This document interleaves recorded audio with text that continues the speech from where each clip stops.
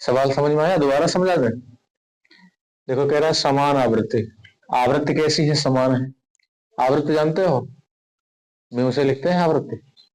ठीक है, तो आवृत्ति तथा A1 व A2, A1 A2 क्या है?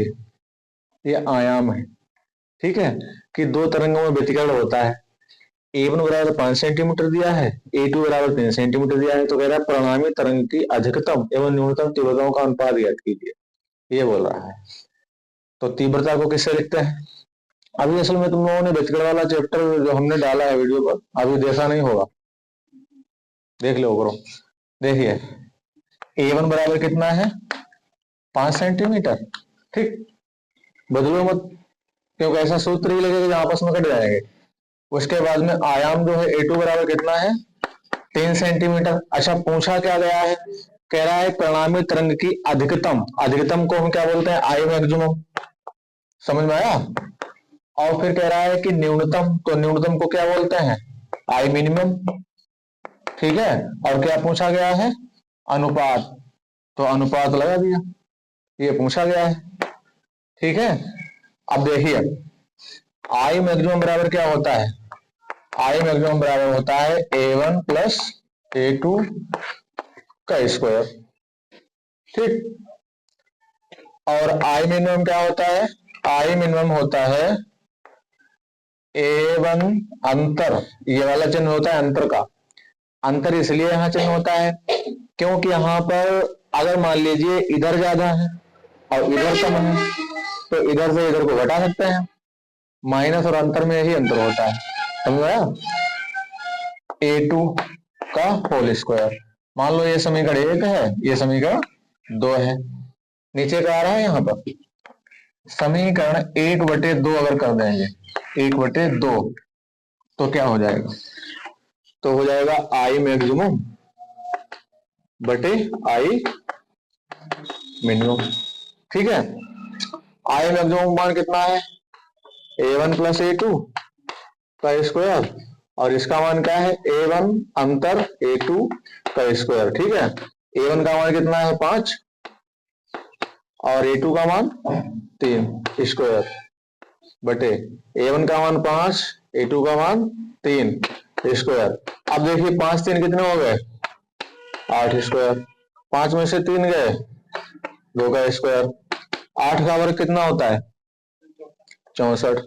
2 का वर्ग 4, 4 से काट दो, 4 1 4, और 16 चक्कू 64 होते हैं।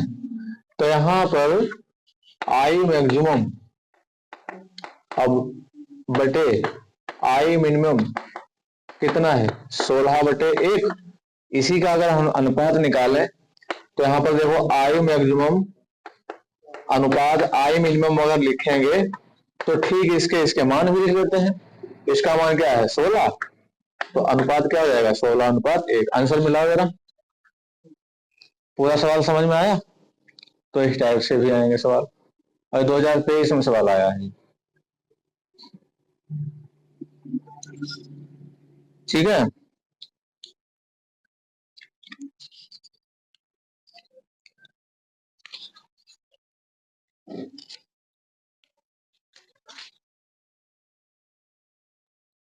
इसी टाइप का एक सवाल है 7वां। देखिए यंग के दिक्सिल प्रयोग में पर्दे पर अधिकतम व न्यूनतम तीव्रताओं का अनुपात 9:1 है। स्लिटों की चौड़ाई में क्या अनुपात होना चाहिए? ठीक है, बताओ, देख लो। लग जाएगा? तो फिर ऐसे डब्लू कर लो इसको, इस पर ऐसे डब्लू कर लो।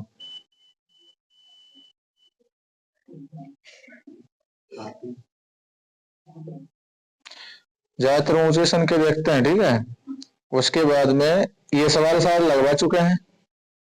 19वां सवाल देखो 2023 में आया है। यंग के दिक्सिल्ट प्रयोग में दो कला संबंध स्रोतों के बीच की दूरी 2 मिमी एवं पर्दे की दूरी 1.5 मीटर है। यदि 6000 एंगस्ट्रॉम तरंगता एक बड़ी प्रकाश प्रयुक्त हो तो फ्रिंज की चौड़ाई एवं केंद्र से तीसरी यदि फ्रिंज की दूरी ज्ञात कीजिए। ये लगाना पड़ेगा? है? लग जाएगा? तुम लोग बताओ।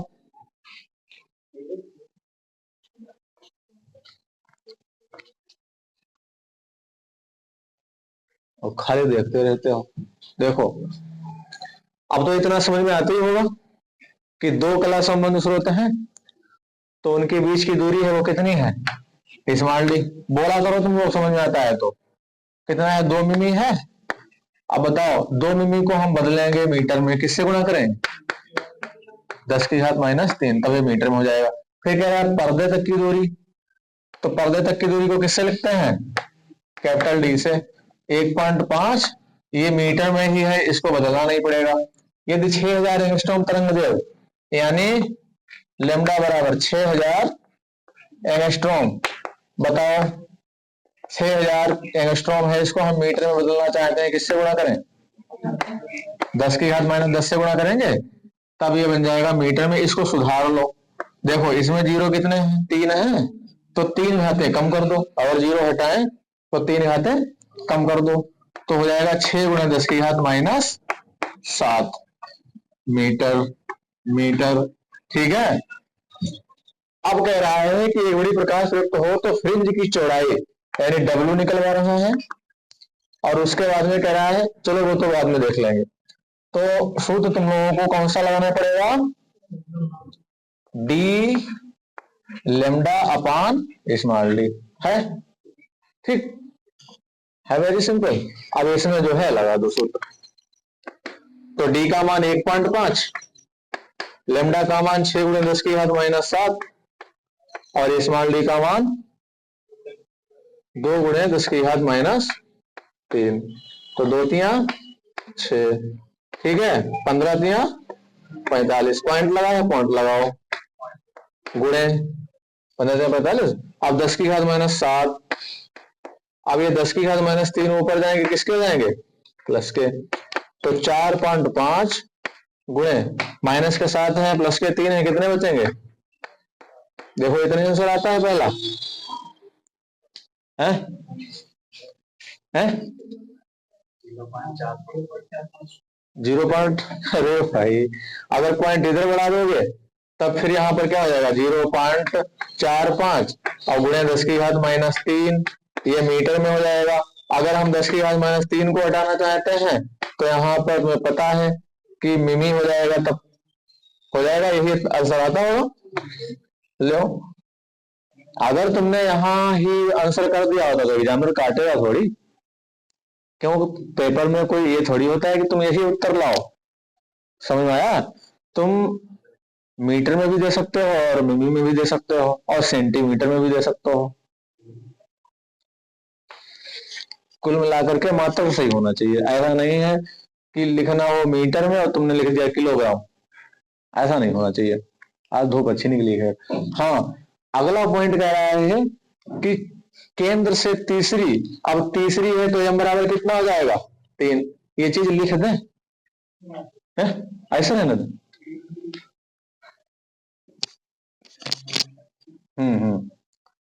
केंद्र से तीसरी, ये बताओ इसमें ये लिखा हुआ आता है केंद्र से। अब तो हम बहुत इच्छा खड़े हो, सुधार कर लो, वैसे हम सामने ऐसे खड़े हो जाते हो। केंद्र से तीसरी अदीप्त है, अदीप्त फ्रिंज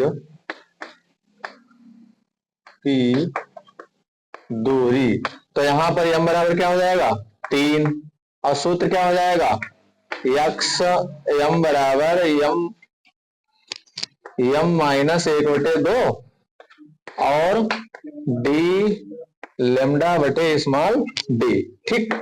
तो यहाँ पर m का मान 3 है, तो 3 - 1/2, और डायरेक्टली हम यहाँ पर फिट कर देंगे इसको, क्योंकि डी लेमडा अपन डी का दोबारा मान निकालना पड़ेगा, वो तो हमने पहले निकाल के रखा है। तो यहाँ पर कितना है, 0.45, ठीक है। अब यहाँ पर 3 में से 1/2 जाए तो 1/2 ही बचता है, और 1/2 का मान होता है 0.5, होता है कि नहीं। तो 0.45 थोड़ा यहाँ पे डायरेक्टली किया, ध्यान देना जगह भी कम रह गई है। इतना समझ में आया भाई, 3 में से 1/2 गया तो 1/2 रहा, और 1/2 का मान 0.5 होता है। अब 0.5 की इससे गुणा कर दो, 5 25 के 5 हासिल लगा 2, 5 × 20 और 2 22 हासिल लगा 2, नहीं, 5 चौको 20, पूरा पूरा हो जाएगा। अब पॉइंट देखो, 1 2 3, 1 2 3, इतना आता हो 0.225 मिमी, क्योंकि ये भी मिमी में था। अब बताओ, पूरा सवाल समझ में आया? इतना आ रहा है, कर तो नहीं रहा, ठीक। अब सभी लोग 0.225,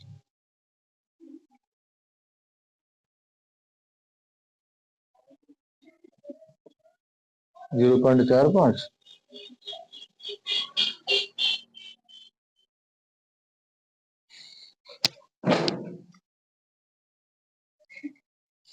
देखो यहां पर मिस्टेक हो गई घटाने में। जो 3/3 - 1/2 है, तो 3 में से जब 1/2 घटाएंगे तो 2.5 बचेगा। देखो 2 3 6, और 6 फिर से गया, 5 रहे, तो 5/2 को हम क्या कह सकते हैं? 2.5। अब 2.5 की गुणा करते हैं, ठीक, 2.5 की गुणा करते हैं, तो 25 25 125, ठीक है, हासिल लगा 12। अब 25 चक्कू 100, 100 12 112। और पॉइंट कितने के बाद है? 1 2 3, तो 1 2 3 यहां पर लगना चाहिए पॉइंट, 1.125 ये होना चाहिए बस। क्योंकि यहां पर क्या कह रहा है? केंद्र से तीसरी अदिश की दूरी, तो केंद्र से चाहे तीसरी हो चाहे सातवीं हो, सूत्र तो यही होता है।